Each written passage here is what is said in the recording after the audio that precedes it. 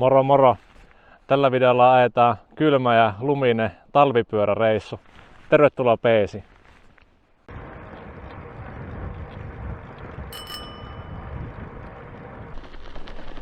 Eletään vuoden pimeintä aikaa. Talvipäiväseisauksesta on viikon verran kulunut ja päivä on sitten pidentynyt sen jälkeen varmaan täydet 5 minuuttia. Kävi semmoset klassiset tossa, että kattelin YouTubea, retkeilyvideoita, talvipyöräilyvideoita, sieltä tuli semmonen fiilis, että ei hitto, että on kyllä pakko päästä itsekin tekemään jonkunlainen reissu. Pääsee vähän lumiseen metsään yöpymään. Sitten tuumasta toimeen ja tässä sitä ollaankin sitten matkalla. Tarkoitus on tehdä 1 yön reissu ja suuntana on tuon Kurjenrahkan kansallispuiston maastot. En välttämättä mene sinne ihan puistoon rajojen sisäpuolelle. Mulla on nimittäin tutulla sillä suunnalla metsää, missä käy aina silloin tällä retkeilemässä. Toki laavu ja valmiit polttoputki kiinnostais, mutta tästä suunnasta mistä mä lähestyn, niin sitä puistoa niin ei ole kauhean helppo päästä fillarilla, varsinkaan näissä keliolosuhteissa perille asti, niin voi olla, että tyydyn sitten tekemään itse tulet tai ainakin etsiä metästä puita nuotiota varten. Yöksi on luvattu 10 astetta pakkasta ja nyt päivällä on jonkin verran vähemmän. Aurinko paistaa lähes pilvettömältä taivalta. Aika optimaalinen retkeilykeli sanoisin. Varustus on sen mukainen, että pari makuupussia on mukana ja näin, niin ei sitten palelu. Ja tietenkin hyvät eväät. Kylmällä kun retkeilee, niin nälkä on 2 verran kovempi mitä kesäaika.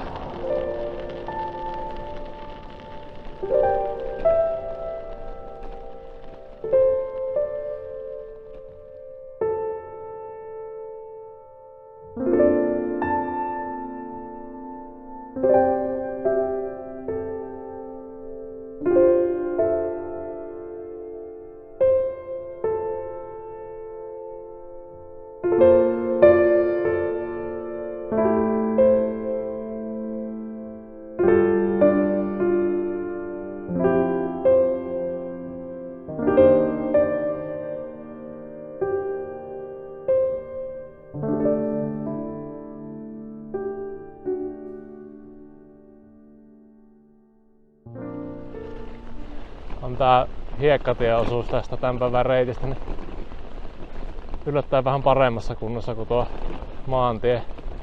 Tuossa jossain vaiheessa oli... Tuossa jossain vaiheessa... Enkeli. Ei pysy tiellä. Tuossa jossain vaiheessa oli plussakeli. Niin ehti mennä vähän semmoksi... epätasaiseksi pinta ja sit se on jäätynyt. Ja sen takia tuommoinen... Alkutalvesta kun oli pitkä pakkasjakso, niin maantie oli kyllä ihan uskomattoman hyvässä ajokunnossa. Paremmassa mitä nuo kevyen liikenteen väylät. Mut täällä gravel on hyvässä kunnossa. Mut voiko sanoa edes graveliksi, jos siinä on lunta päällä? Siinäpä vasta kysymys. Kommentoi alle.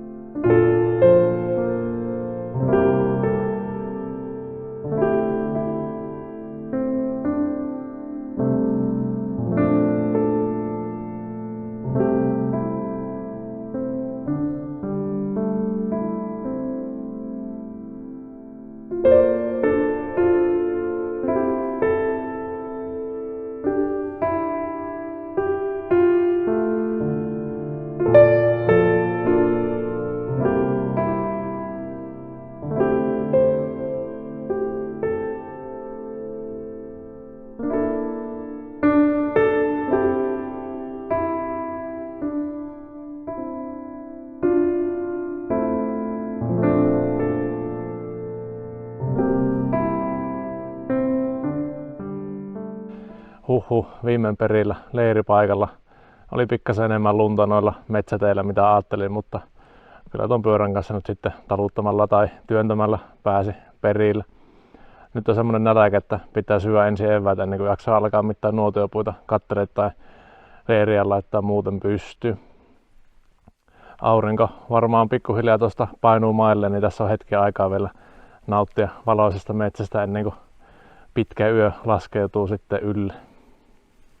No niin, ja sitten on luvassa oikeita köyhän miehen bushcraftia. Pitäisi löytää nimittäin semmoista vähintäänkin nyt semikuivaa puuta illan notskia varten. Katsotaan miten äijän käy.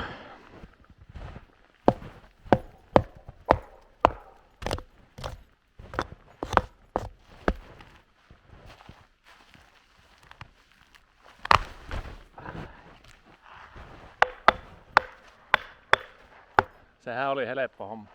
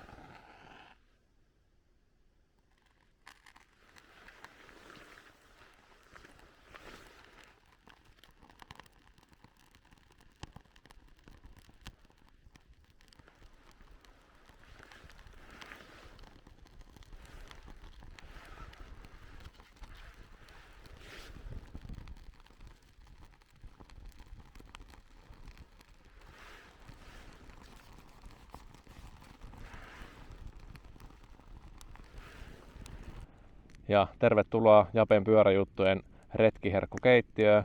Tän illan menussa meillä on hodareita, täytteenä nakkeja, sipulirouhetta, sinappia, kurkkumajoneesia ja sriracha-kastiketta. Ja eipä aikaakaan, eiköhän napsata sormea, niin saahan tähän valmis hodari sitten syötäväksi. Noi, oi, vitsi näyttää hyvältä. Ei muuta kuin syömään. Nyt on tullut muutama tunti tässä tulilla istuttua ja syötyä hyvin. Alkaa mukavasti tuo luonnon hiljaisuus tulemaan korviin, kun tuo nuotio humina ja ritinä on laantunut. Seuraavana onkin sitten meikä retkipäivä lempparikohta, eli makupussin sujahtaminen ja herkkujen syöminen. Hyvää yötä vaan. Sitten luvassa reissu ikävi osuus, eli herätys ja makuupussista ulos tuleminen. Tää reissuhan oli täydellinen idea. Tämmönen mukava minireissu. Kuitenkin, että pääsee mukavasti reissu- ja retkeilytunnelmaan. Ainut ongelma tosiaan on vaan se, että olisi tänään työpäivä. Ja tästä on pikkasen matkaa kotiin ja kello on nyt joku 5:30 aamulla. Ei tässä varmaan auta, kun keittää pikaisesti oikein hyvät kahvit ja pistää kamppeet kasaan ja lähteä sitten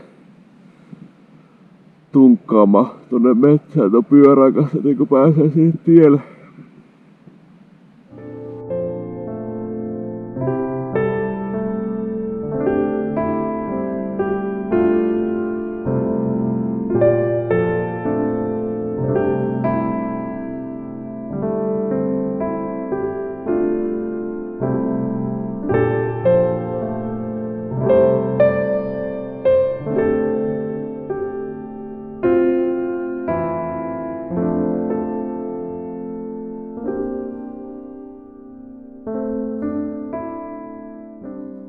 Puolimatkassa suurin piirtein ensimmäinen pätkä oli vähän raskaampi, mutta nyt on sitten maantieosuutta, niin vaikka se pinta onkin vähän epätasainen, niin ei kuitenkaan sitä vierintävastusta ihan samalla tavalla kuin tuolla metsäteillä. Päätin ottaa tähän vielä tämmösen second breakfasti. Ja tuo ensimmäinen meinaa vähän ohueksi, mutta on tuplapatukka päässyt vähän kovaa jäähän, että mitä varmaan laittaa joksikin aikaa tonne taskuun lämpiämään, niin olisiko se siitä. Mut joo, meikä jatkaa matkaa kotia kohti. Mukava kun olit peesissä ja nähdään seuraavalla videolla. Se on moro!